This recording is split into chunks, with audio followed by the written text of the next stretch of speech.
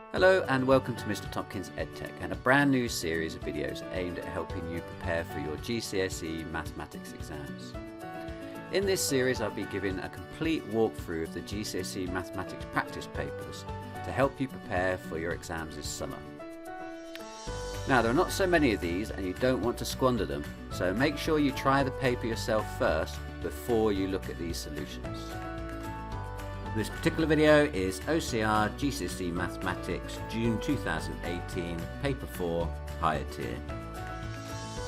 Check the front cover of your paper to make sure it's the same one. If it's not, have a look through the playlist linked above, which includes all the GCSE Maths video walkthroughs I've recorded so far. I'm busy recording all of the GCSE practice papers, so if the one you're looking for isn't there already, why not subscribe by clicking the big red button below and check back in a few days. Don't forget to click on the bell so that you'll get a notification when I upload the next paper.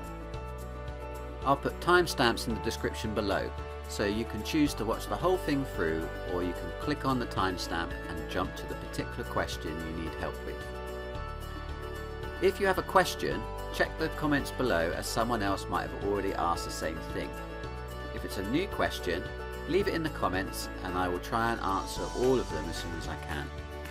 Don't forget to mention which question on the paper you're referring to and try and be as specific as possible.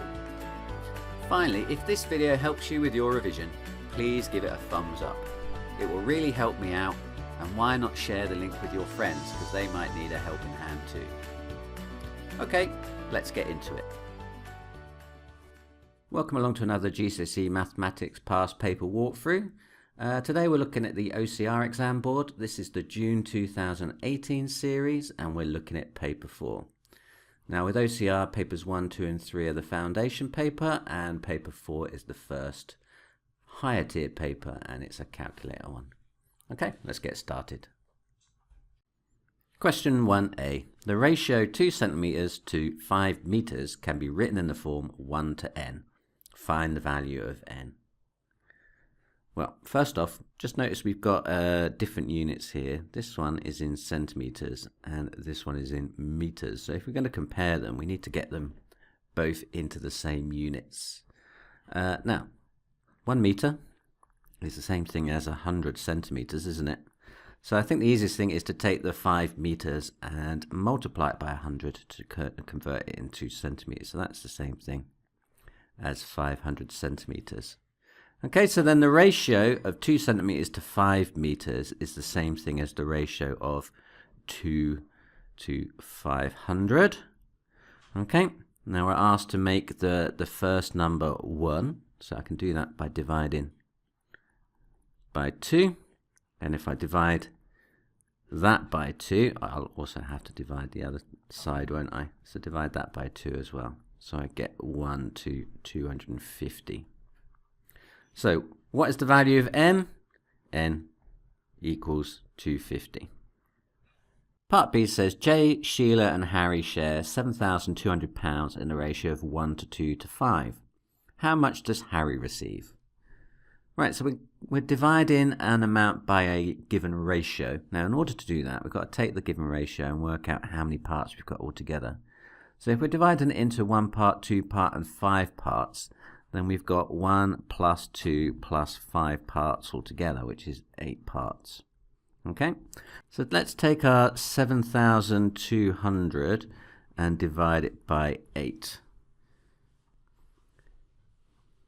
This is the calculator paper, so let's let the calculator take the strain on this. 7,200 divided by 8 is 900. That means each part is worth 900. So that means I can take the ratio for Jay, Sheila and Harry of 1 to 2 to 5, and I can scale it up by a factor of 900. So just multiplying everything by 900. 1 times 900 is just 900. 2 times 900, 1,800. 5 times 900, 4,500. So the question says, how much does Harry receive? This is Harry's here, isn't it? So he's receiving 4,500. So Harry gets £4,500. Question 2. Given that y to the power of 18 divided by y to the power of 6 is y to the power of k, find the value of k. So we've got a question here on indices. It's the laws of indices that we need to know about here.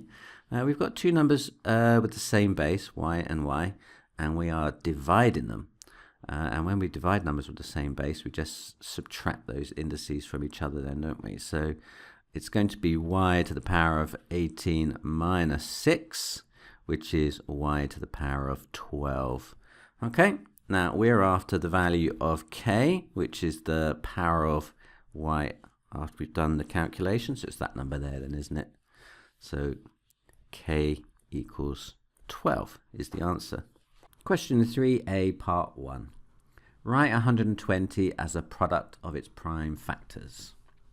Okay, so if this is the calculator paper, but if you didn't have a calculator paper, or if you don't have a Casio calculator, you're going to have to do this a long way by breaking the number down into factor pairs. All you've got to do is think of two numbers that multiply together to give you 120. So I could pick 2 and 60 or 3 and 40, it doesn't really matter. I'm going to go for 3 and 40. Now 3 is prime, so that's a stopping point. 40 isn't, so we can continue to break that number down. So we need to find two numbers that multiply together to give me 40. I could pick 2 and 20 perhaps. So 20 and 2. 2 is prime, so I'm going to stop on that one, but 20 isn't, so I'm going to keep breaking it down. Two numbers that multiply together to give you 20. 10 and 2. So 2 is prime, so I stop on that one. And then finally I've got 10. Factor pairs of 10, 2 and 5. Now both 2 and 5 are prime, so I've kind of come to the end of breaking my number down. So then the product of my prime factors, I can say 120 then is all those endpoints multiplied together. So all of these multiplied together will give me 120. Okay, so what have I got? I've got 1, 2, 3 2s, haven't I? So that's 2 times 2 times 2. And then I've got a 3. And I've got a 5. Okay, now you can rewrite that in index form if you like. Just write a bit neater. 2 cubed times 3 times 5. Okay, but as I say, if you've got a Casio calculator, you can just type it into your calculator. If you enter the number 120 and press equals, and then press the fact key, it will do this for you in one step. So yeah, that kind of takes the hard work out of it, and you just need to write the answer down for 3 marks. Amazing. So if you've not got yourself one of these Casio calculators, I highly recommend them. You can find a link to it on my my Amazon shop page. I'll put a link in the video, and you can jump there and order yourself one if you haven't already got one. Right, let's move on. Question 2. The lowest common multiple, or LCM, of x and 120 is 360. Find the smallest possible value of x. There are a number of different ways of working out what lowest common multiples are for two different numbers. Probably the easiest way is just to kind of list all the multiples of both numbers until you find one in common. So multiples of 120, well, the first one is 120, the second one is 240, the third one would be 360, and so on. Now, I don't know what x is, but presumably I'm going to get x, 2x, 3x, and so on along my list. We're told that the lowest common multiple of our two numbers is this one, 360. So what does that tell us? Well, it tells us that 120 isn't a multiple of our value x, and it tells me that 240 isn't a multiple of our value x. Now, coming back to our answer that we just got for the first part, we wrote down that 120 is equal to 2 cubed times 3 times 5, isn't it? Okay. Now, there's actually a second method for finding LCM that involves these prime factor decompositions of your number. If you can express both of your numbers as a product of their prime factors, then the LCM of your two numbers, which you already know is 360, includes each of the bases that appear in either of those prime factor decompositions to the highest power that it appears. Now if I type 360 into my calculator and I get it to work out the product of its prime factors, you'll see that it's 2 cubed times 3 squared times 5. So this bit is identical to this bit, and this bit is identical to this bit, but this bit here is different. I've got a 3 squared here. Okay, now the only way I can have a 3 squared here is if I've got a 3 squared in my value of x as well. Okay, now I could have a 2 squared, or a 2 cubed in there, or I could have a 5 in there, but I'm looking for the smallest possible value of x. Okay, so just leaving the 3 squared in there would be enough to make 360 our LCM. So I'm going to say that x is equal to 9, 3 squared, so x is 9. Part B says two numbers a and b are written as a product of prime factors. And I've got a, which is 2 to the power 4 times 3 squared times 7 squared. And I've got b, which is 2 cubed times 3 times 5 times 7. And we want to find the highest common factor of these two numbers. Now, there is another similar method for finding the HCF of two numbers if they're expressed as products of the prime factors. It might be easier to see if I write these down in expanded form rather than in index form. So rather than writing 2 to the power 4, I'm going to write 2 times 2 times 2 times 2. This is what we call expanded form. And I've got 3 squared, so that's 3 times 3. And I've got 7 squared, which is 7 times 7. So that's my value of a. And then b is going to be 2 times 2 times 2 times 3 times 5 times 7.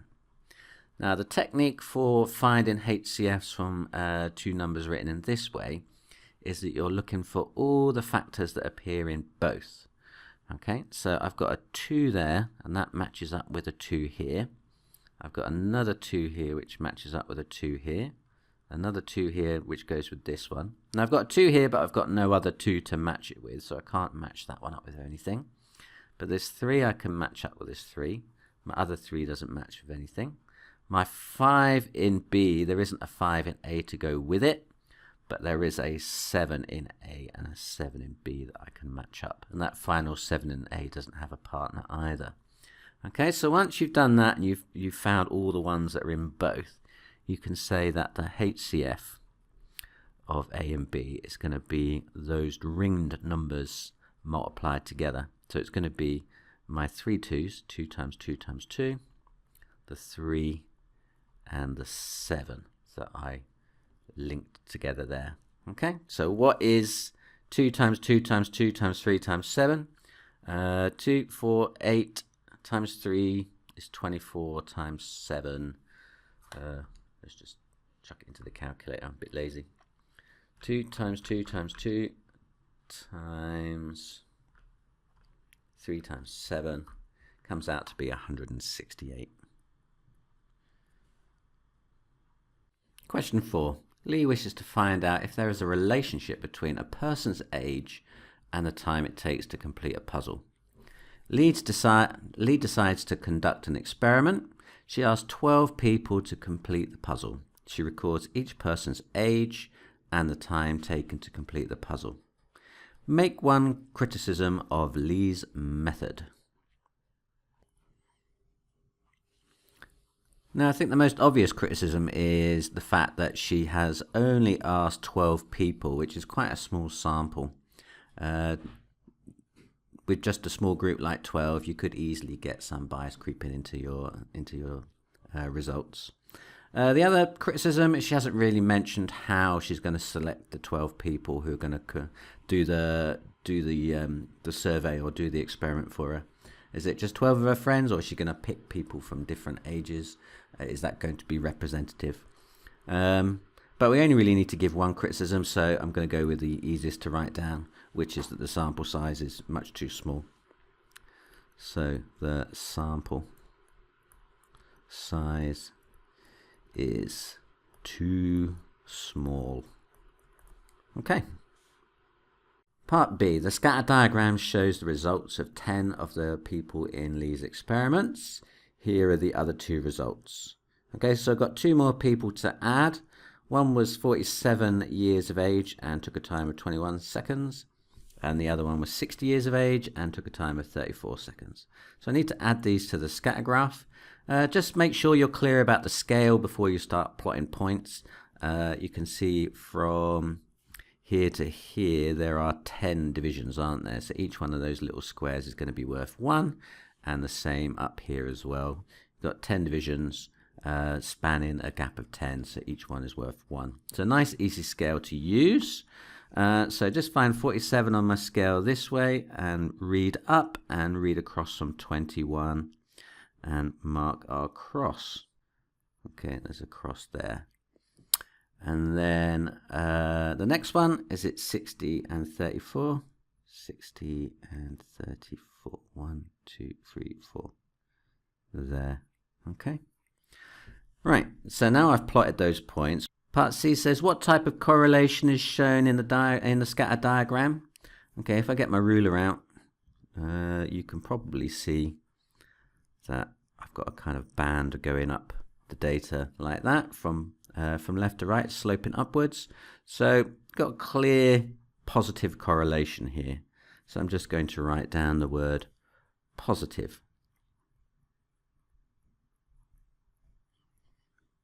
Question D. Estimate the time it would take a person aged 35 to complete the puzzle. Show your working to justify your answer. Okay, well, my working is going to be on the scatter diagram itself. Okay, so coming back to the diagram, if I put a line of best fit up my graph, just trying to angle it so you've got the same number of points on either side of your line, something like that. It doesn't have to go through the origin, so don't force it through there. Something like that. You do get a bit of leeway when you draw these points. Probably it's like anywhere that this end is anywhere between there and this one is anywhere between there, and you usually get the mark, so it doesn't have to be an exact science, but a reasonable attempt at drawing your line of best fit is required. Okay, so once we've got our line of best fit, we can use it to help estimate our value. So I'm going to find 35 years of age on my diagram, and I'm going to read up to the curve and across. Okay, so there's 35. Reading up to the line. When I hit the line, I'm going to change direction and read across.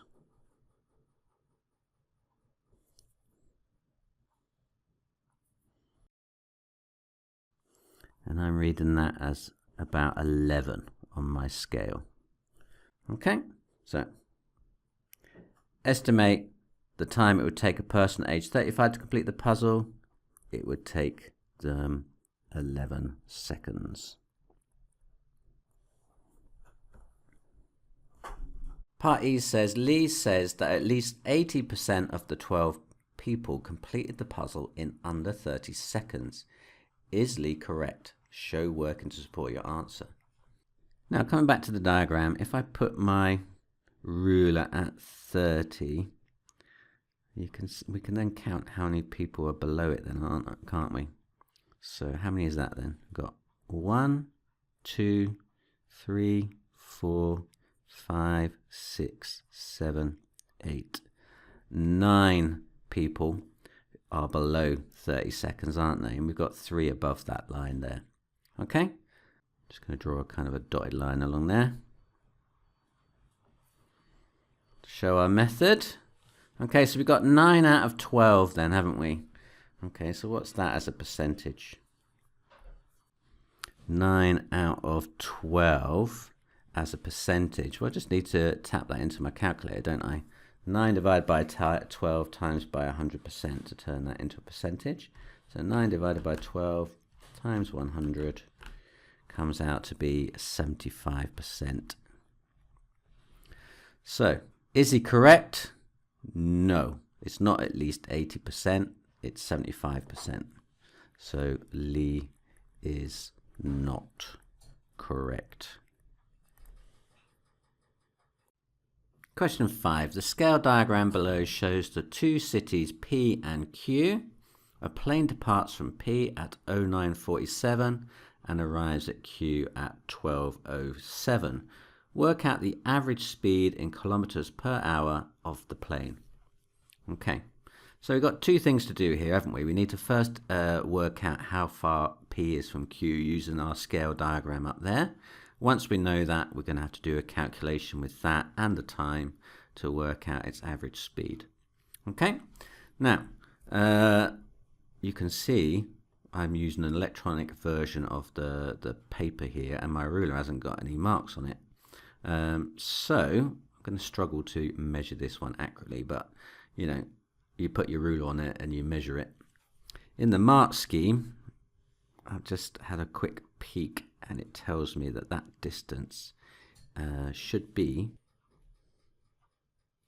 11.6 centimeters.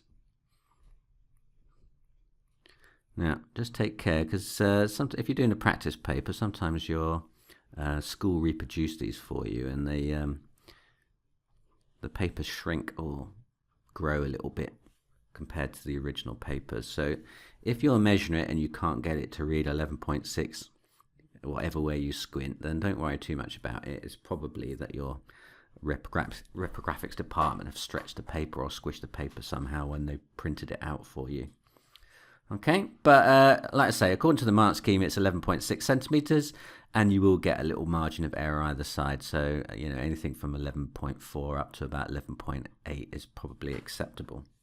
Okay, so knowing that's 11.6 centimeters, we can then use the scale. 1 centimeter represents 125 kilometers to work out what the actual distance is then. So using the scale, I'm going to take my 11.6 times it by 125 to get the number of kilometers. So 11.6 times 125, according to my calculator, that comes out to be 1,450 kilometers. Okay, so I know how far it is now. Now the plane departs from P at 0947 and arrives at Q at 1207. Okay, so now I need to work out the time between those two. Okay, I hope you're good at telling the time. From 0947, if I go forward in time 20 minutes, so if I'm at 0947, then 20 minutes on from that is going to be 10:07, and isn't it? That's plus 20 minutes. And then from 10:07 to 12:07 is 2 hours. Okay, so altogether that time is 2 hours and 20 minutes. Okay, so 2 hours 20 minutes. Okay, so now I need to work out the average speed in kilometers per hour for the plane. Now, do you remember the formula? There's a handy little triangle to help you remember it, the DST triangle. Distance, speed, time. Now they're written alphabetically, D followed by S followed by T. D stands for distance, S speed, T time. Okay, and then what we do with this triangle is we cover up the one we want to find. I want to find the speed, so this one here. So speed equals the distance divided by the time then, so that tells me the formula. So average speed equals distance traveled divided by time taken. Okay, so distance traveled we've calculated to be 1,450 kilometers. Time taken 2 hours and 20 minutes. Now that's a bit of a struggle, isn't it? Because it's 2 hours and 20 minutes, and 20 minutes is not a decimal number or anything. 20 minutes is a third of an hour. So I'm going to write that down as 2 1/3, like that. Okay? And I'm going to divide, using my calculator, 1,450 divided by 2 1/3. So tap that into calculator, 1540 divided by, just use the fraction button, 2 1/3.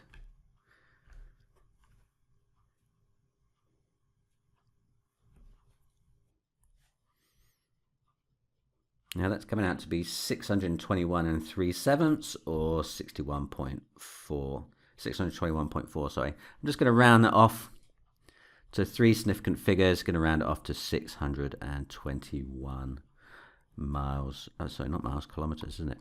Kilometers per hour. Okay. Part B says, give one reason why your answer may be inaccurate. Well, I mean, what we've calculated is the exact distance between those 2 points if you went in a straight line. Now, for lots of reasons, a plane might divert a little bit. It might have to kind of circle around the airport a couple of times, or it might have to avoid a mountain range or something. So lots of reasons. But anyway, so we're assuming then that it's flown straight and the plane may have diverted. So, plane may have diverted from the straight line. Okay, so it might have been diverted from that straight line, you know, for lots of different reasons. I think that's good enough. Question 6, triangles A and B are drawn on a coordinate grid. Part A says, describe fully the single transformation that maps triangle A onto triangle B.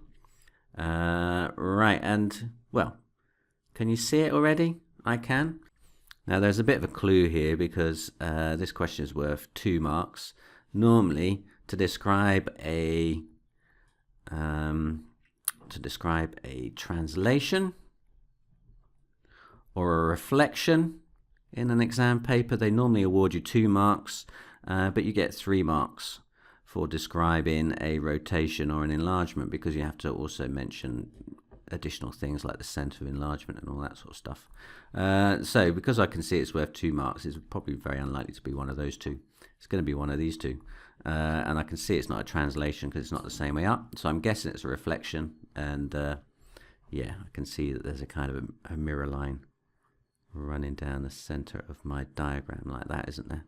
So let's just draw that mirror line in. See? So it's a reflection in that line then, isn't it? Okay, so how am I going to describe fully the single transformation? I'm going to say that it is a reflection, which is going to get me 1 of my 2 marks. And the second mark is going to be for describing the mirror line. Now this is just the diagonal line, isn't it? Y is equal to X. Should really remember that one.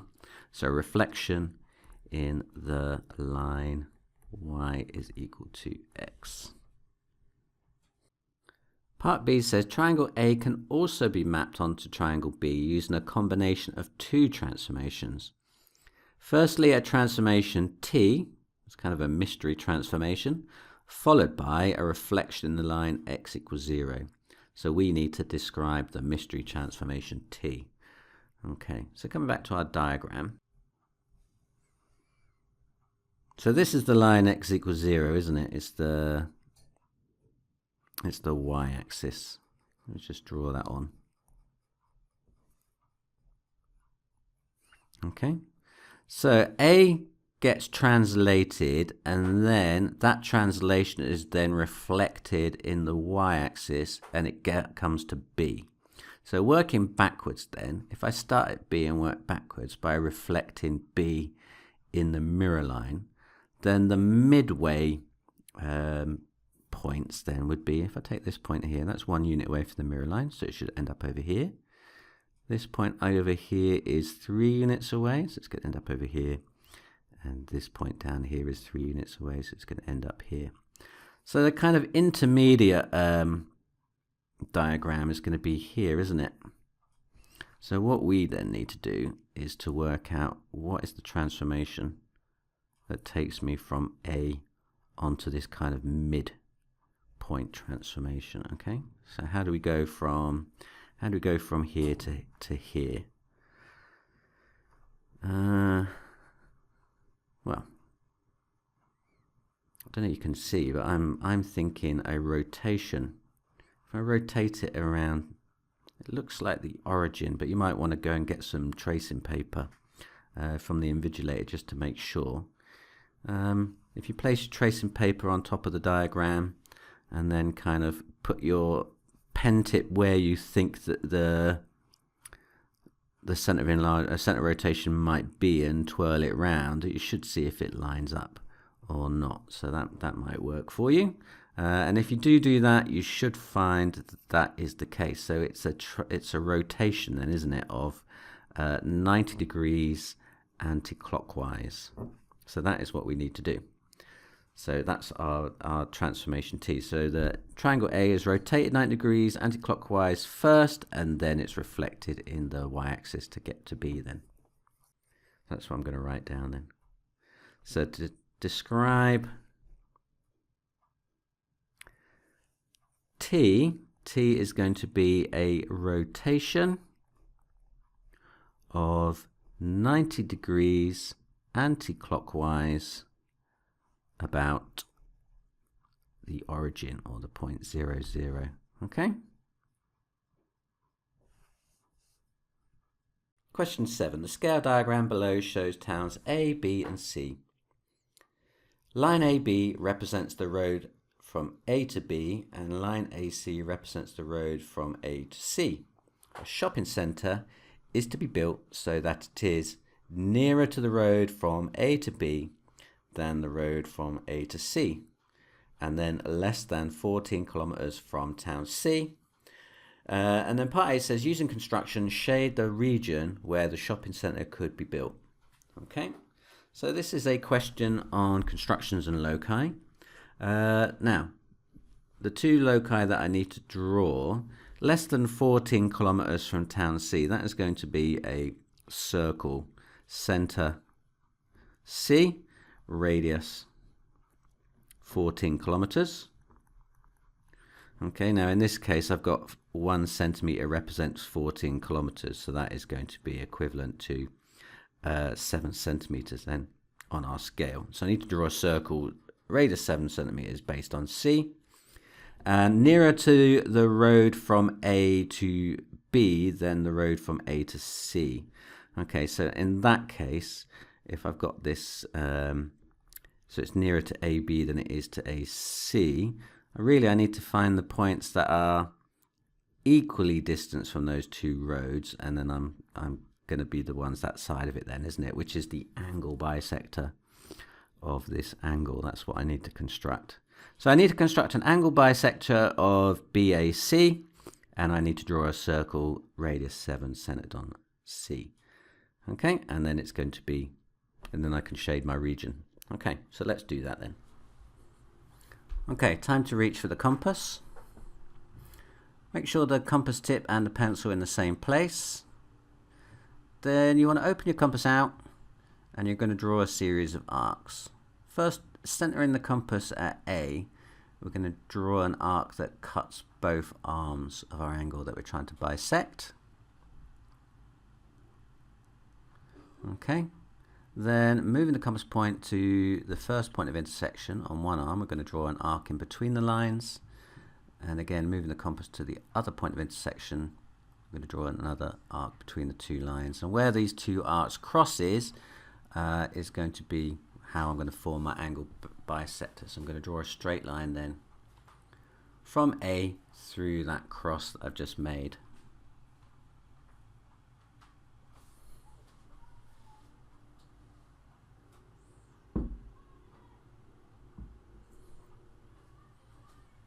Okay, so the next thing to do is to draw my circle centered at C. So I'm going to set the compass so it is 7 centimeters between the tip of the compass and the pencil.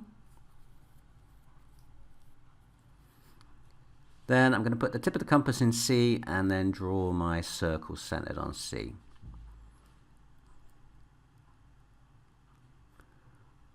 Okay. It crossed on the left, it didn't cross on the right, so I just need to make my angle bisector a little bit longer, I think.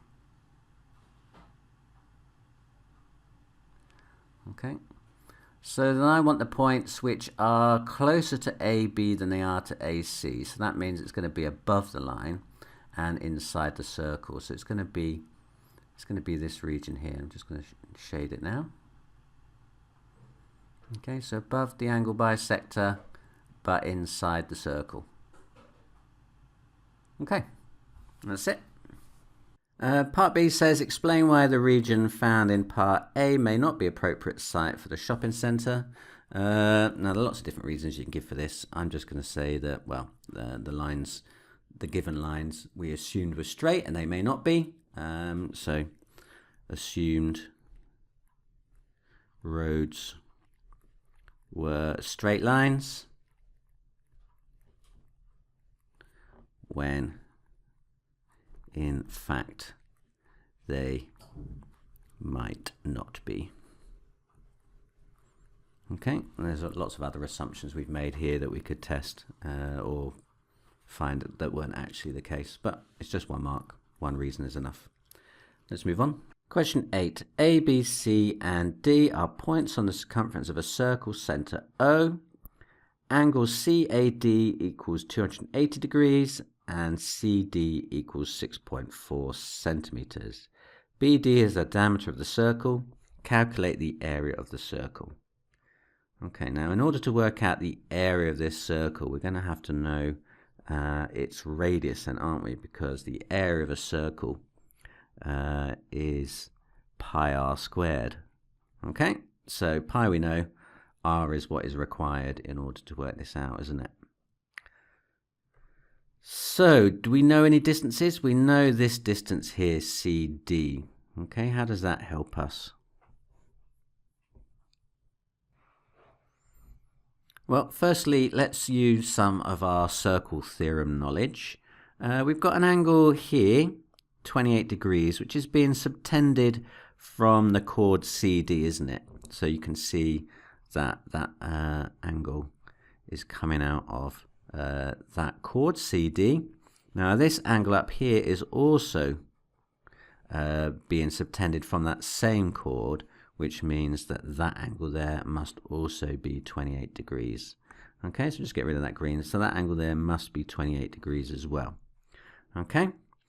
The other angle theorem, so the other circle theorem we can use is the fact that we've got a diameter here, BOD, and we've got an angle subtended from it, which is CD plus the line BC, which means that this angle up here then must be a right angle there, mustn't it? Because the angle drawn in a semicircle is a right angle. Okay, so that is quite helpful because that means we've got a right angled triangle which we know one angle of and one side of. So let me just pull that out. So I've got B, C, D, B, C, D, where that's a right angle, and that is 6.4 degrees. Now I want to find the radius or the diameter, which is the line B, half of BD, isn't it? So if I can find this side here, I should be good. Okay, remember that is 28. Okay, so using a bit of trigonometry, let's label up the sides. That long side, the yellow side there, is the hypotenuse then, isn't it? And 6.4 is going to be the opposite, and my other side that I don't really care or know about is the adjacent. What I care about is the hypotenuse, and I know the opposite, so which ratio is that then?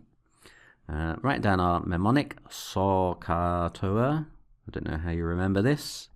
I just tend to write it down like that. Which one has got to do with the hypotenuse and the opposite? It's this one here, sine. So let me write that down then. Sine of my angle is equal to the opposite over the hypotenuse. So subbing in from my diagram, sine 28 is equal to opposite 6.4 divided by BD then, isn't it? The length BD. Okay, just going to call it BD. Okay, rearranging, BD then is equal to 6.4 divided by sine 28. and then that is equal to what? 6.4 divided by sine 28.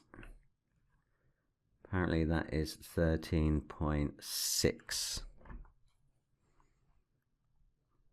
And that's going to be the diameter of my circle then, isn't it?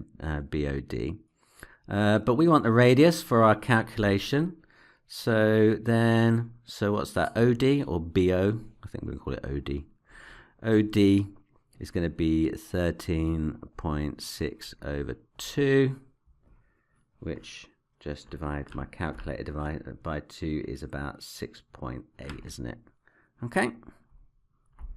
Okay, so now I know the radius, I can work out the area of the circle. So coming back to my formula from before, area of the circle is pi r squared, which is pi times 6.8 squared.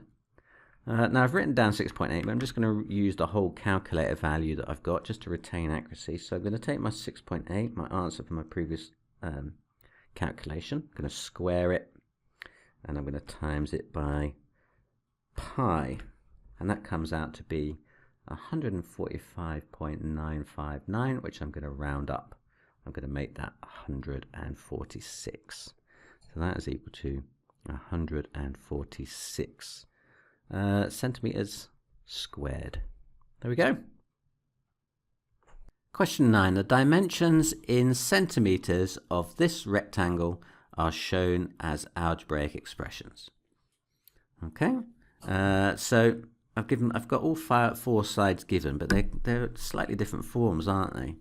So if you have a look here, that side there, the length is 5x minus y minus 8. And the one opposite is written differently. It's written as 3x plus 5y plus 4. Okay? But if this is a rectangle, or I've typed that in incorrectly, haven't I? But rectangle, then these two sides must actually be equal to each other then, mustn't they? Even though they look different, they must be the same. And similarly with the length. If it's a rectangle, then this length here must be the same as this length here. So these two things need to be equal as well. So if I equate those two things, it's going to give me a couple of equations in x and y, which hopefully I can then go on to solve. Okay, so let's do that then. So let's take the yellow ones first then. I've got 5x minus y minus 8, and I know that that's equal to 3x plus 5y plus 4. So let's just rearrange that. Let's move all the x's and y's over to the other side, and we'll move the minus 8 to the other side that way. So we can do that by subtracting 3x from both sides. So 5x take away 3x is going to be 2x. I can subtract 5y from both sides. So minus y subtract 5y is going to be minus 6y. And adding 8 to both sides, 4 plus 8 is going to be 12. So that's my first equation. My second equation I'm going to get by equating the green sides, the two widths. So let's do the same thing there. So 3x plus y minus 4, that's got to be equal to 2x minus 6y minus 3. So again, collecting the x's and y's on the left and the numbers on the right. Let's take away 2x from both sides. 3x take away 2x is x. There's plus 6y to both sides. So that's going to give me 7y. And then add 4 to both sides. Minus 3 add 4 is 1. Okay, and that's my second equation then. Okay, so I've got equation 1, which is 2x minus 6y is equal to 12. So that's the one I got from the yellow bits. And I've got a second equation in x and y here. This is equation 2, which says x plus 7y is equal to 1. Okay, now it's a matter of eliminating x or y, because I've got a pair of simultaneous linear equations that I want to solve. So how are we going to do that then? Probably the easiest thing to do is double up to equation 2 and then subtract. Yeah, we could do that. Or we can try and keep everything positive and multiply equation 1 by 7 and equation 2 by 6 and eliminate y. I think that might be the less confusing way for people to follow. So let me do that. So let's times that one by 7 and let's times this one by 6. Okay, so that's going to give me the first equation times everything by 7.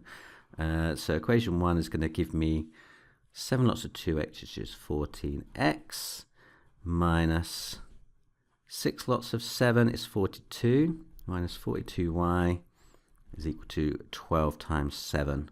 What's that, 84, isn't it? Okay, so that's what I get from there. Taking the green one and multiplying everything by 6, that's going to give me x times 6, which is 6x. I'm going to get 7y times 6, which is positive 42y. And then 1 times 6 is 6. Okay? Now the reason I did it like that is because then I can add these two equations together and y is going to cancel out. Okay, because I've got a minus 42y and a positive 42y. So let's do that then. 14x plus 6x. What's that going to give me? That's going to give me 20x. Those two are going to cancel each other out, which is the whole point. And then I've got 84 plus 6, which is 90. So 2x is 20x is 90. So then divided by 10 is 2x is 9. X is 4.5 then, isn't it? Okay. Once I know x, I can then sub into one or other of my equations to find y. So let's sub into equation 2. So substitute x equals 4.5 into equation 2, and that's going to give me 4.5 plus 7y is equal to 1. So what's that then? 7y is equal to 1, subtract 4.5. So 7y is going to be minus 3.5. 7y is minus 3.5. And dividing through by 7, y is equal to minus 0.5 then, isn't it? Okay, so I got x is 4.5 and y is minus 0.5.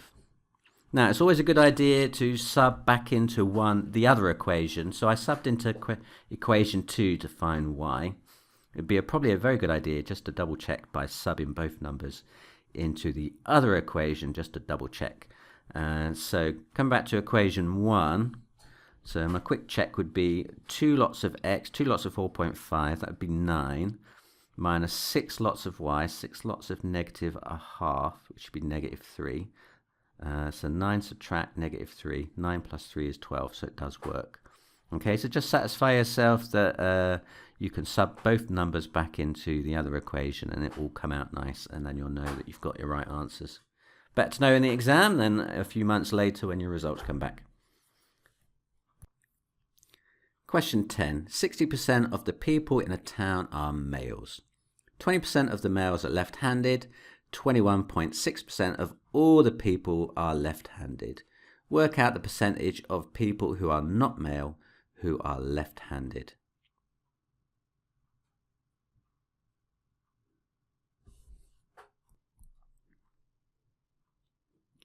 Now notice we're not given the number of people in this this town. We've just been given a bunch of percentages, and that can be quite difficult to think about. So sometimes it's easy just to assign a number of things to that you'll then find the percentages of it. And obviously an easy number to think about is 100. So we could just assume that you've got 100 people. Okay, so that's going to be our assumption. So then we're going to then work out percentages of that. Now it might not come out to be nice numbers. We might end up with 0.5 of a person, but that doesn't really matter. We can just scale that up because there's obviously more than 100 people in the town. But it'll just make the maths a little bit easier to deal with along the way, I think. Okay, so if we're assuming out of 100 people, like a 100 people sample of this town then, 60% of the people who are males. So then if I've got 100 people, then I'm going to have 60 males and 40 females then, aren't I then?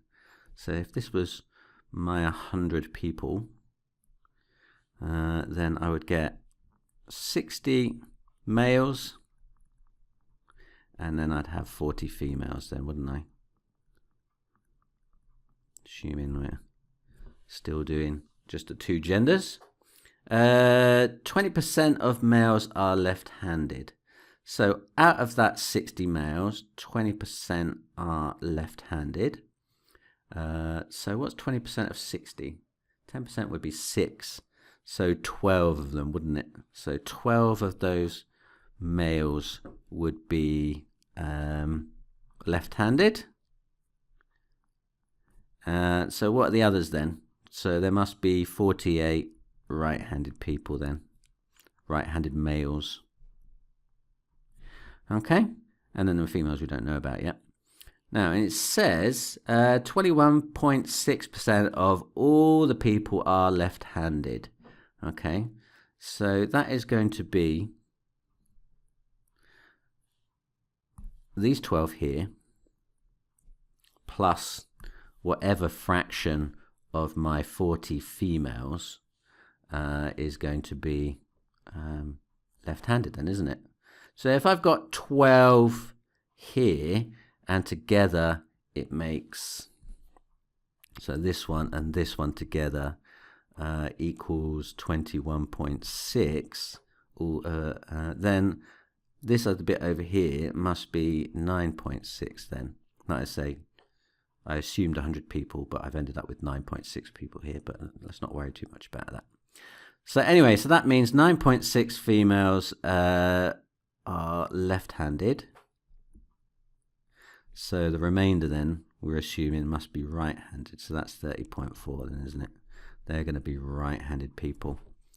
Okay, so work out the percentage of people who are not male who are left-handed. Okay, so percentage of people who are not male who are left-handed.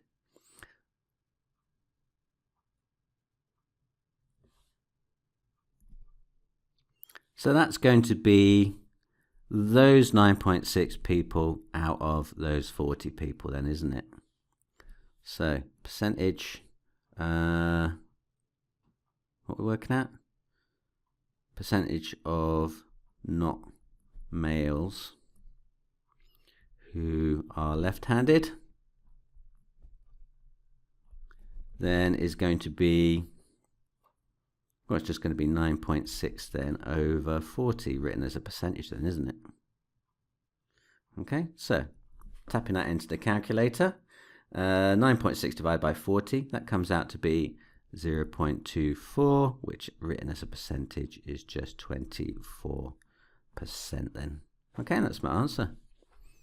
24% of the not males, assuming that they're females, but may, you know, who knows these days, comes out to be 24%.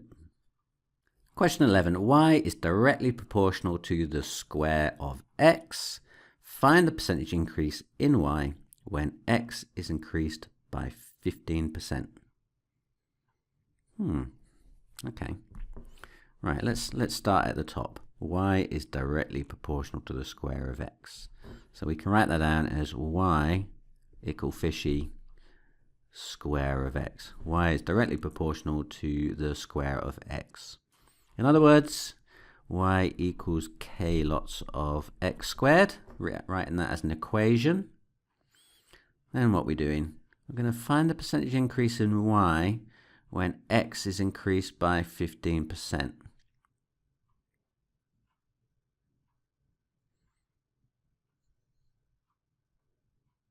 Okay, so let's say when x is 1, then y is going to be whatever the constant of this thingy is, times 1 squared. In other words, 1 squared is 1. 1 times k is k.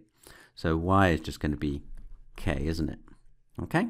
Now, if I increase x by 15%, then x is now 1.15 then, isn't it? 100% plus 15% is 115%, which is 1.15. So let's sub that in. Y is equal to k lots of 1.15 squared.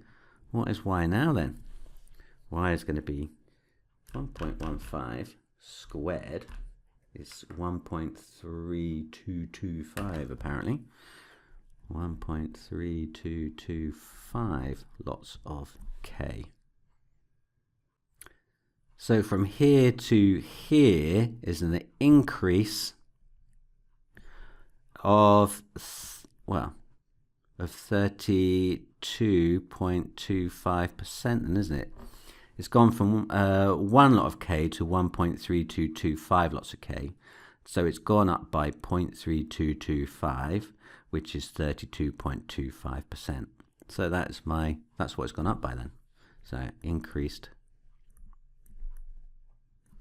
by 32.25%. Question 12. The value of a car, V pounds, is given by V is equal to 16,500 times 0.82 to the power of n, where n is the number of years after it is bought from new.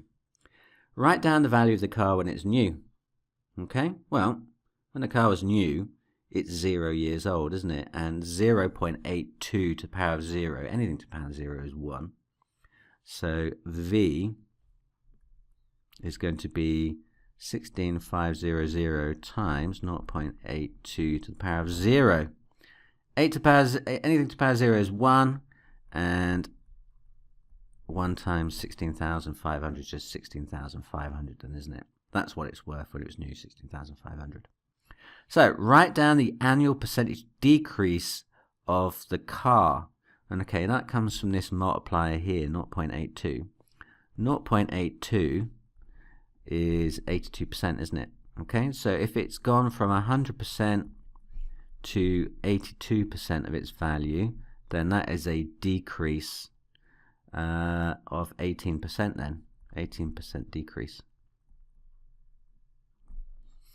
Okay, and then show that the value of the car after 4 years is less than half the value when new.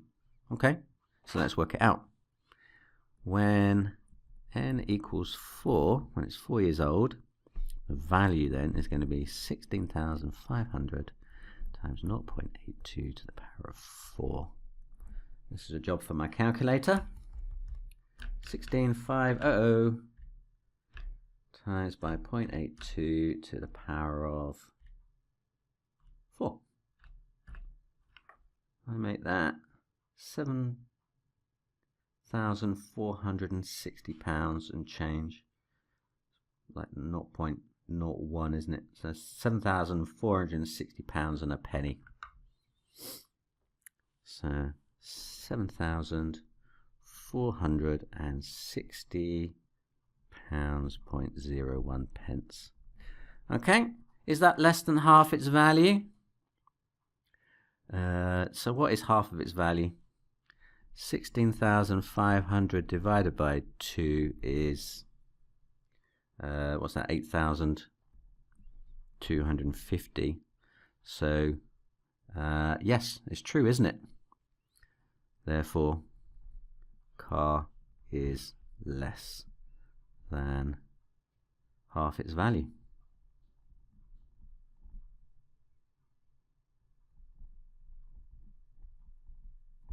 Okay.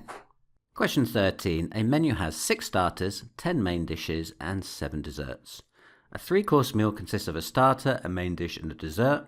How many different 3-course meals are possible? Well, number of meals possible is you could have any of the 6 starters, and you could have any of the 10 main dishes, and you could have any of the 7 desserts, giving you a total of 6 times 10 times 70 different possible combinations.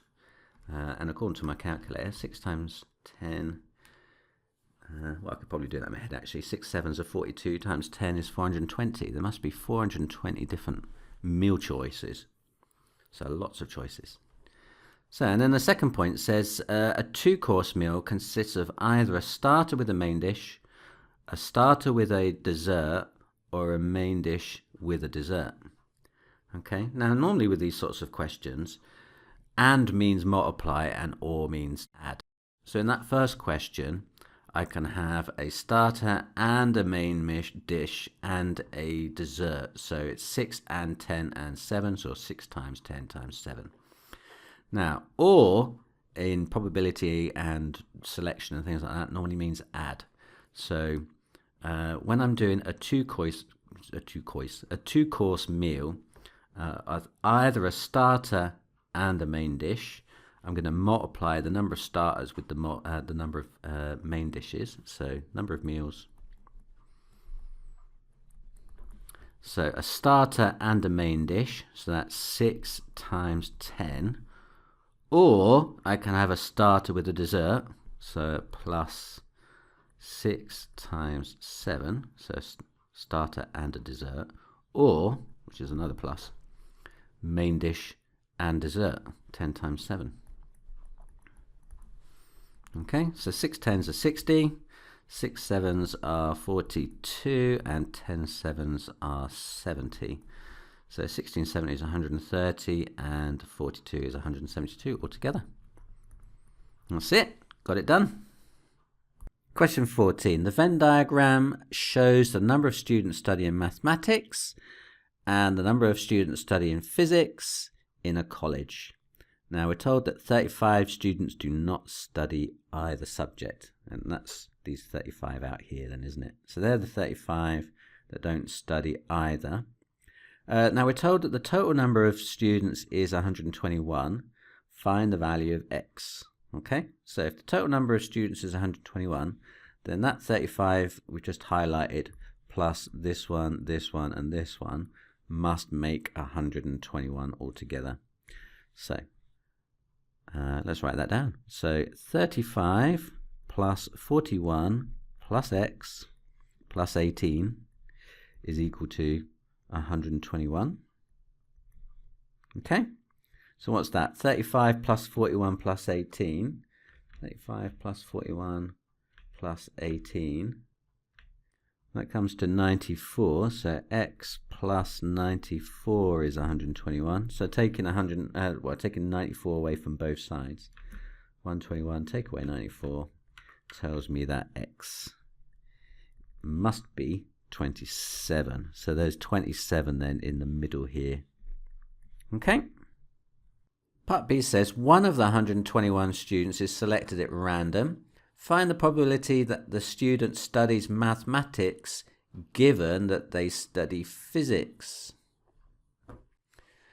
Right, so coming back to the main diagram, let's just get rid of the green there for a second. Now we want to work out the probability that they study mathematics given that they study physics. So if they study physics, they must be somewhere inside this circle here. Okay, so they must be this 27 and 18 together. Okay, so 27 and 18 altogether makes 45 students. So there are 45 students altogether doing physics. And so what's the probability of picking one of those 45 out who also does maths? That is 27 chances in 45 then, isn't it? Okay, so coming back to our question, the probability that they study mathematics given that they study physics, that's equal to 27 mathematicians out of the group of the 45 physicians. Now for some reason you never get any credit for cancelling down fractions that are the answers to probability questions, so I'm not going to bother. I'm just going to leave it like that, 27 over 45. Question 15a, write x squared minus 8x plus 25 in the form of x minus a all squared plus b. We've got to complete the square, haven't we? Now, do you know this technique? You've got to just take this coefficient next to x, the x term, that one in the middle, and halve it. And that's going to be the value that's going to be inside your bracket then. So it's going to be x minus half of 8, which is 4. It's going to be x minus 4 all squared. Now, I'm actually replacing x squared minus 8x with x minus 4 all squared. So I'm introducing 4 squared more than I had to start with. So I need to take that off. So it's going to be subtract 4 squared plus 25. Okay, so just tidy that up. 4 squared is 16. 25 subtract 16 is 9. So it's going to be x minus 4 all squared plus 9. So just run that through the top then. You take this coefficient of x here, you halve it, that's what appears here. You then take off the square of that same number there, and it all drops out into complete square form, x minus 4 all squared plus 9. Okay, part B, write down the coordinates of the turning point. Well, the turning point is going to be the lowest point on this graph, and this graph is going to be its lowest point when this point is at its lowest point. Now, squares can never be negative. They have to be 0 or positive, so the smallest value this can take is when this bracket is 0. X minus 4, the value of x that makes it 0 is x is equal to 4. So the x coordinate will be 4. And if x is 4, then you're going to get 4 subtract 4, which is 0. 0 squared plus 9 is going to give you 9. So the y coordinate is 9. So coordinates 4, 9. So, like I say, this 4 comes from the fact that x minus 4 has got to be 0, and this 9 here is the 9 you get there. Right, finally, hence describe the single transformation that maps the graph y equals x squared onto the graph of x squared minus 8x plus 25. Okay, well, if you think about what the graph y equals x squared looks like, y equals x squared is this parabola like that. Okay, now our new parabola, which is x squared minus 8x plus 25, is going to have its minimum point at 4, 9. So there's a point somewhere up here maybe, which is the point 4, 9. So our parabola, our new parabola, is going to be a parabola there then, isn't it? Okay, so basically my parabola that was there has moved up to there. Okay, so it's gone from 0, 0 down here up to 4, 9. So it's gone along 4 and it's gone up 9. Now we describe transformations using vector notation, x over y. So it's been translated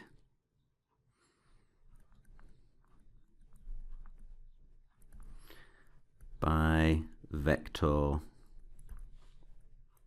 4 along, 9 up.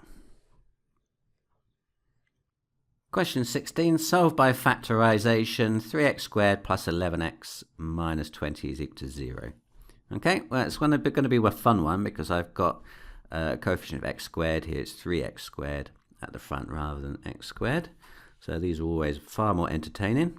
So I'm going to have two brackets, but rather than having x and x like I normally do, this first one I'm going to make 3x and x. So that when they multiply together, it gives me my 3x squared back again. Okay, so I know that's 3x and x. The next thing I need to look at is this 20 over here, or minus 20. So I want factor pairs of 20 because it's the numbers here and here then, isn't it, that multiply to give you minus 20. So what are the factor pairs of minus 20? Well, it's 1 and 20. 1 is plus, 1 is minus, obviously. 2 and 10. What else have we got? 4 and 5. Okay, so they're all the possible factor pairs of 20. Obviously, 1 is going to be plus and 1 is going to be minus. And then we need to think about these possible pairings appearing in here. So it's end up going to deliver me plus 11 in the middle. Okay, so it's just a matter of putting these in one way round or the other way round with various signs until we get it right. Okay, so we could start with the first one. We can put the 1 there. Oops. The 1 there and the 20 there. So that would give me 3x times 20 would give me 60x, and 1 is not going to be anywhere near enough. So that's not going to work. Could try it the other way around. 20 and 1. So 3x times 1 is 3. 20 times x is going to be 20x and 3x. That's not going to give me 11x either. So it's not that one. 2 and 10, could try putting the 10 here and the 2 here. That would give me 30x and 2x. That's not going to give me 11x in the middle.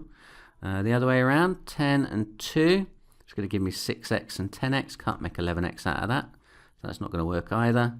So let's try 4 and 5. 4 there, 5 there. 3x times 5 is going to give me 15x. 15x and 4x, that could make 11x, couldn't it? So if I make that plus, 3x times 5 is going to give me 15x. And I make that one minus 4 times x is going to give me minus 4x. And 15x subtract 4x is going to give me 11x in the middle. So that works. Okay, so I've got my two brackets. 3x minus 4 times x plus 5. That's all equal to 0. Now, if I've got two things that multiply together to give me 0, one thing or the other thing must be 0. So in either 3x minus 4 is 0, in which case 3x is equal to 4, x is equal to 4/3, or x plus 5 is 0, in which case x is minus 5. So that's my solution then. X is 4/3, or x is minus 5. Question 17. For each of the graphs below, select its possible equation from the list. Okay, and for part A, I've got this very distinctive two-part curve. Now, these sorts of curves are called reciprocal curves. And they're going to have the form y equals 1 over x. Okay, so, or 1 equals 1 over some power of x, actually. So it could be that one, or it could be that one here. Both of those are over x, but this has got an even power of x. When you have even powers, they tend to look like that with the same way up. So you still get a two-part curve, but they're both the same way up. So the one I'm looking for then is that y equals 1 over x. That's the one I'm after, 1 over x. Now question B, when you first look at it, you might be forgiven to think it could be a cubic. Cubics kind of have two turning points, so they start low and end high like that. So you might be thinking it's a cubic curve, but if you have a look carefully down here, this part of the curve starts bending back outwards, and that doesn't happen on cubic curves. If you have a look at this part of my cubic, it doesn't start flaring back out the other way. It gets more and more steep as you get further down the line. So it's not going to be a cubic. It's going to be a trigonometric curve. It looks like a sine curve, doesn't it? Is it sine, cosine though? Because they look very similar. I think it's going to be sine x because it starts at 0, 0. Sine of 0 is 0, whereas the cosine of 0 is 1. So cosine curve starts high like that and then goes down. So it's not cos x, it's going to be sine x, y equals sine x. Okay, and then C, this one is what we call an exponential curve. Okay, so you need to be able to recognize all these graph types. You can tell it's an exponential curve. Look, it passes through 1. It's approaching the x-axis in that direction, and it's kind of zooming up higher and higher in the other direction. So it's going to be one where x is the power. Okay, so I've got two possibilities. I've got y equals 2 to the minus x, or I've got y is equal to 2 to the x. Now, if it's a negative power, it's going to flip it around. It's gonna look more like that if it's y equals 2 to the minus x. So we want 2 to the x, I think. So it's going to be y is equal to 2 to the power of x. Question 18. Calculate the area of this triangle. I've got a scalene triangle with sides 5.8, 3.9 and 6.4. I want to know its area. Now I know two formulas for working out area of a triangle. I've got area equals half base height, which is useful when I know the baseline and the height, but I need to know the perpendicular height for a triangle. So if I was going to use that here, I'd need to know what that height was, and I don't. So I'm not sure I can use that one here. Or there's the trigonometric version, isn't it? Which is half AB sine C, where if I've got a triangle ABC with lengths A, B, C, then if I know the angle here and the sides A and B, I can work out the area. And that is the one I'm going to have to use here, isn't it? However, I don't have the angle. For using this, I need the angle. And I don't have an angle. I've just got 3 sides. But that's no problem, because I can use one of my non-right angled triangle trigonometric rules to work it out. Which one I'm going to use though? Am I going to use sine rule or cosine rule? Now this is a job for the cosine rule, isn't it? Because I've got 3 sides and I want an angle. So the cosine rule is about 3 sides. So either you've been given 3 sides and you want an angle, or you've been given 2 sides and an angle and you want the 3rd side. Sine rule is about opposites. We don't have opposites here. We've got 3 sides and no angles to go with them. So we can't find 2 pairs of opposites. So it's not the sine rule, definitely the cosine rule. Okay, so let's label this up like how we want to find it. So let's make that A, B, and C. So if I can then find angle C, then it kind of fits in with my my diagram here then, doesn't it, with my formula I've already written down. So I want to find angle C. So using the cosine rule, I'm going to write it down in terms of C then, aren't I? So if that's angle C, then this has got to be side C. If this is angle A, then this is side A. And if this is angle B, then this is side B down here. Okay, so cosine rule. Let's state it. So C squared equals A squared plus B squared. Starts off a little bit like the Pythagoras theorem. Minus 2AB, the same values again, cos C. Okay, so that one and that one reappear again here and here. And whatever you've got there, you've also got on the end. Okay, that's how I kind of remember it. Right, so once we've got that, we need to rearrange this for C, because C is what I'm trying to find. And I can do that by adding this to both sides, or in other words, moving that over here and then moving that background over here. So I'm going to get 2AB cos C is equal to A squared plus B squared minus C squared. And therefore cos C is equal to A squared plus B squared minus C squared all over 2AB. Okay, now we need to sub in. So A, if you remember from the diagram, is 3.9. So that's 3.9 squared plus B, which is 6.4 all squared, minus C, 5.8 all squared, all divided by 2 lots of A, which is 3.9 again, times B, which is 6.4.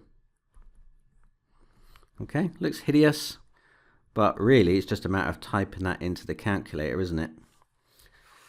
So let's do that then. So I'm just going to type that in exactly as it is. I've written it down here. So 3.9 squared plus 6.4 squared minus 5.8 squared. And we're going to take all of that and we're going to divide it by 2 times 3.9 times 6.4. Okay, now that comes out to be 0.4513, etc., which I can write down. But it's kind of a halfway value, isn't it? Because I'm going to be using the inverse cosine button to find C then, aren't I? So therefore, C then is going to be shift cos answer. That comes out to be 63.17. I'm going to round it off to 63.2 degrees. Okay, so once I've got that angle, I can then use my second formula for finding area.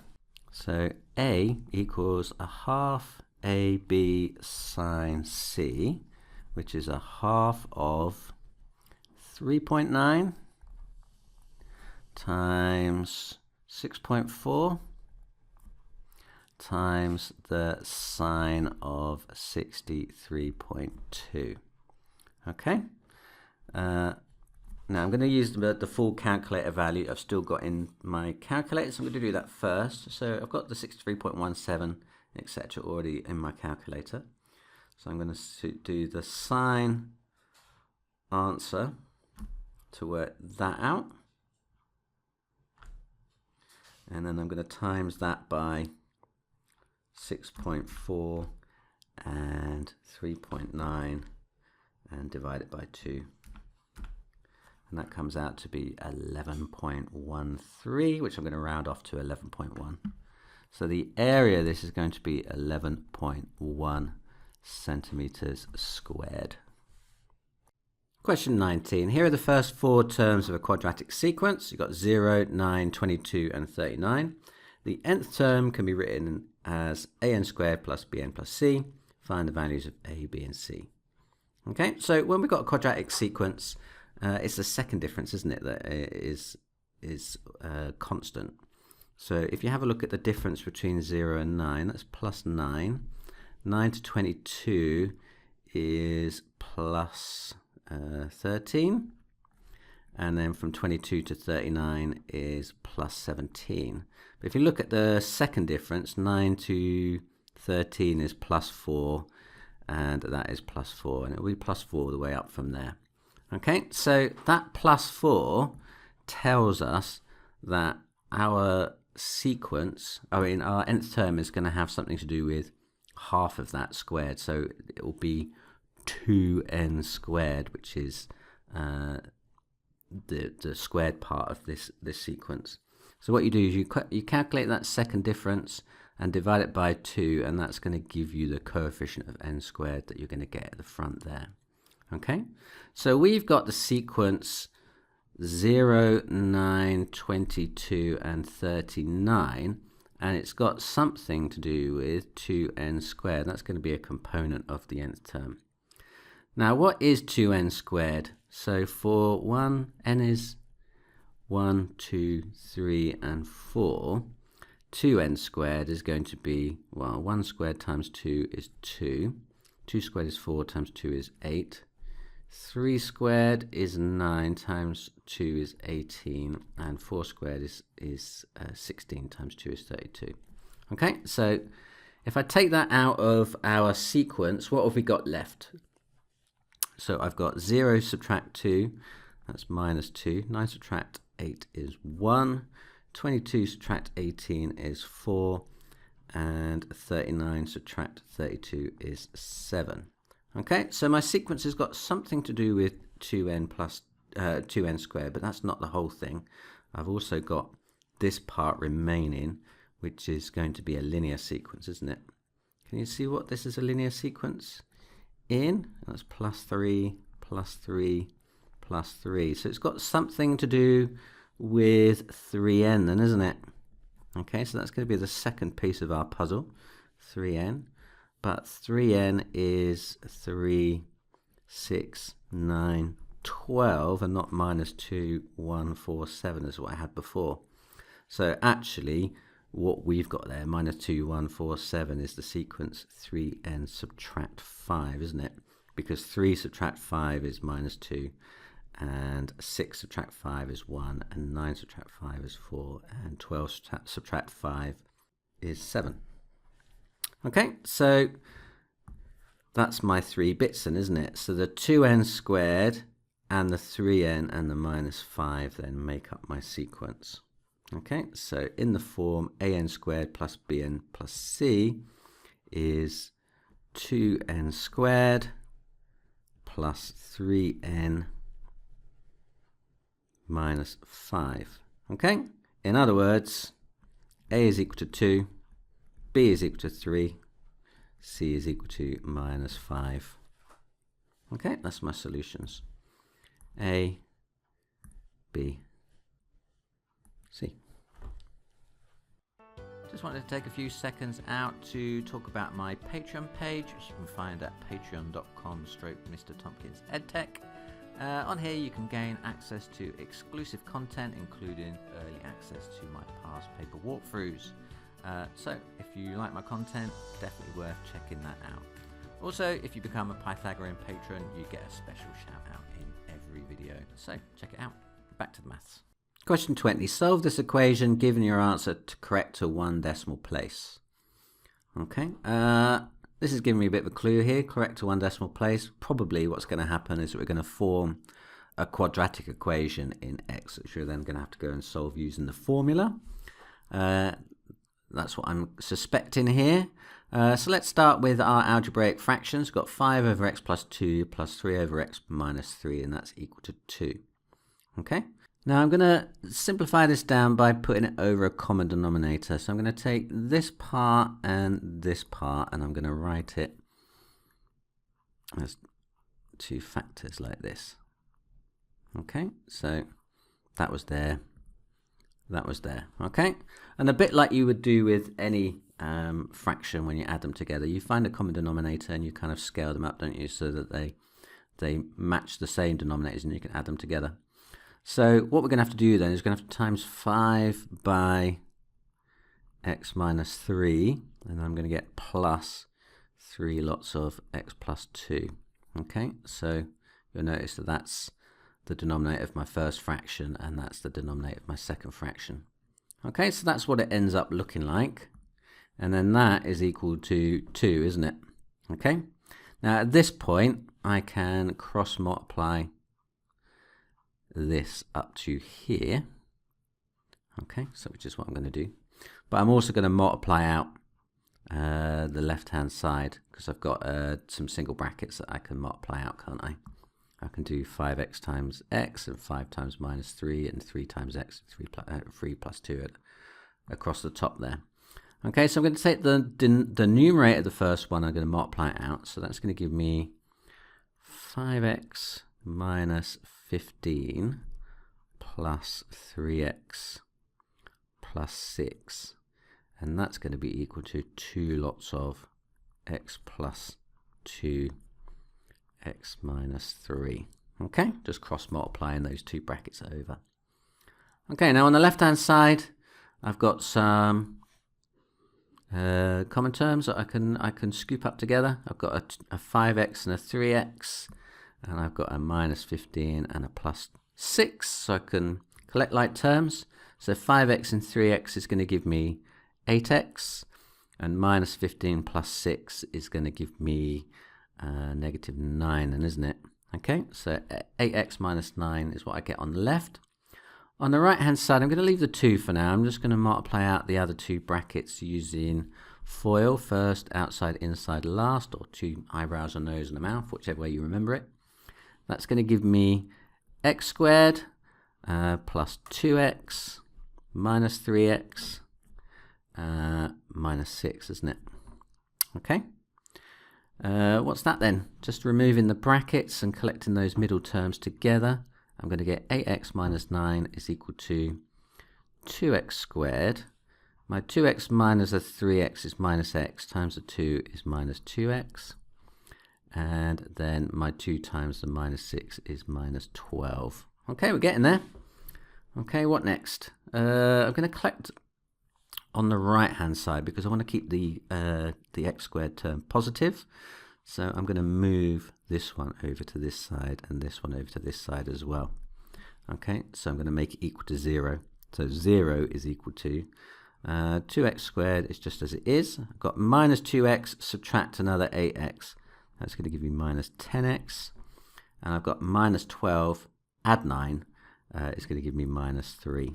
Okay, so there is my quadratic in x, which I'm assuming I'm going to have to use the formula for to solve. Okay, just going to put a line down here, start again on the other side. So I've got 2x squared minus 10x minus 3 is equal to 0.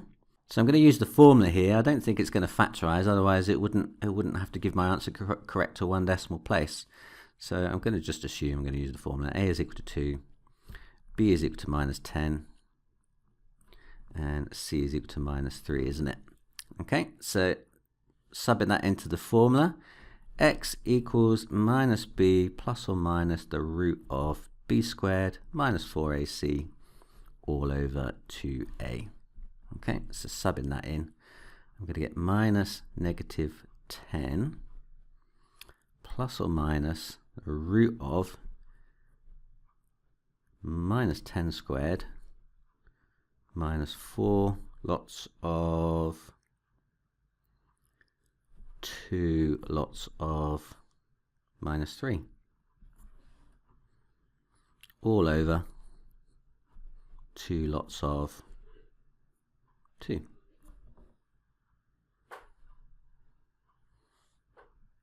Okay, just tidying that up. Got minus negative 10, which is going to give me positive 10, plus or minus. I've got negative 10 squared, which is 100, minus 4 times 2 times minus 3. So I'm going to get 100 minus negative 24, which is the same thing as 100 plus 24, which is the same thing as 124, all over 4. Okay, now at this point, I can reach for the calculator. So what have I got? I've got 10 plus the root of 124, all divided by 4. So that comes out to be 5.28. To one decimal place is 5.3. So x equals 5.3, or x is equal to, now just switching that out and putting a minus sign in where the plus sign was a moment ago, gives me my second solution, and that comes out to be minus 0.283. I'm going to round it off to minus 0.3. Minus 0.3. So x equals 5.3, or x equals minus 0.3. You can find more exam question compilations over here. For more past paper walkthroughs, click down here. If you want to visit my Amazon shop with my recommendations for calculators, revision guides and other maths related stuff, click down here.